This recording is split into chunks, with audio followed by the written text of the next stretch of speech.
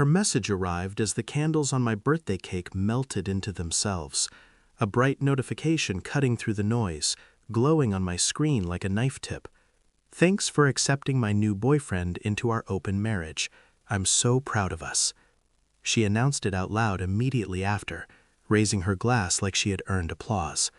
My wife, smiling at my party, smiling through my humiliation, smiling while pretended progressiveness dripped off her like cheap perfume. I didn't flinch. Not a blink. Not a breath out of place. Inside, something slow and acidic coiled itself under my ribs. I stood, lifted my glass, and said the only words that felt honest. "Then I'm single." I walked out. No shouting, no tremor, just the sound of the door clicking behind me. Clean, final. 30 minutes later, as I sat in my car watching the rain crawl down the windshield, her best friend texted me. A single line. A trap disguised as concern. "You should know something. She planned this." My phone buzzed again. Another message. A photo. And everything inside me stilled. The truth was already there, waiting for me to give it shape. The photo was taken 2 weeks earlier. My wife, her new boyfriend, her best friend in the corner, reflected in a mirror, holding the phone. They were laughing, planning, practicing how they'd expose me at my own birthday party.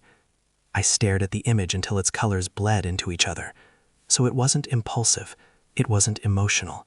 It was a performance meant to reduce me to something small, a prop. That realization did something quiet to me. Not rage, not grief, just focus. The pieces rearranged themselves. The late-night workouts, the sudden interest in communication workshops, the insistence that I grow emotionally. It was all choreography, and I had been the stage. Still, I didn't double back. I didn't confront her. I didn't call anyone. Instead, I drove home with the silence pressing against my chest. I walked into the empty house, inhaled the faint perfume she used to drown rooms with, and felt the last thread snap. But calm stayed, chilling. Too still. Then my phone rang again. Another voice, another demand. This time from my daughter-in-law. "If you want to join Thanksgiving, come wash the dishes." A command, not an invitation. I stared at the phone, exhaled. "Enjoy," I said, and hung up. Something sharp settled inside me, and something colder began. I didn't sleep that night, not out of heartbreak, out of strategy. I opened files, checklists, documents I had created long before this, back when I noticed, quietly, how people around me kept assuming I'd tolerate being used. I had watched, listened, recorded. My wife's slowly increasing financial dependency on me, her daughter-in-law's fixation on inheritance, their whispered conversations when they thought I couldn't hear, the requests, the pressure, the slow, habitual disrespect disguised as family dynamics. Nothing dramatic, just corrosive. I was done. But endings must be crafted with precision. So I traced transactions, opened the records of the Swiss property under my name, updated my private travel itinerary. Every step, silent. Every decision, surgically calm. I messaged no one back, ignored her calls, silenced notifications from people who suddenly cared. At dawn, I left, not to run, to watch. From the outside, it must have looked like withdrawal, a wounded man licking his pride. But inside, the storm had already organized itself into something cleaner, something inevitable. The truth didn't come in a scream or a confession. It arrived in the form of her bank request. A transfer, large, urgent, from my account to hers. She must have believed I was still the same man who'd indulge her whims just to keep the peace. But peace was dead. I denied it. Instant. Cold. 10 minutes later, the calls began. Her, "What's happening? Why did you walk out? We need to talk." Her friend, "She's spiraling. She didn't expect you to take it so hard." Hard. Interesting choice of word for a man who felt nothing but clarity. Then the worst one, the one that confirmed everything. Her boyfriend. "Come on, man, don't ruin her night. She thought you'd be mature about it." Mature. I almost laughed. Instead, I sent them one thing. A single message.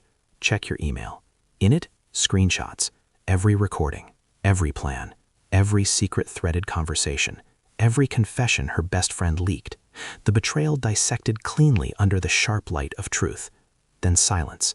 It lasted 2 minutes, followed by the sound of my phone vibrating non-stop. I didn't pick up. Not yet. The photos I posted were simple. No captions, no dramatic lines. Just a series of images from my villa in Switzerland, the one no one knew I owned. A marble balcony overlooking White Mountains, crystal reflections on lake water, a dining table set for one, the kind of silence money can buy, the kind of distance betrayal earns. I uploaded them to the family group chat, then muted it. The reaction was immediate. 71 missed calls. My daughter-in-law was the loudest. My wife, though, she didn't call. She sent a single text. "Where are you? We can fix this." Fix. That word. I replied with the truth. I was never the broken one. Then I blocked her. Not out of anger, out of completion. Now I sit on the terrace as snow traces faint patterns across the distant peaks. My phone is silent. My mind, quieter than it has been in years. People think betrayal shatters a man. Sometimes it does. Other times, it chisels him clean. I feel no pity for them, no longing, no ache, just distance, pure, sharp, liberating. In the end, they weren't shocked by my revenge. They were shocked by my absence. Because nothing terrifies a betrayer more than this truth. A man who walks away without looking back has already won.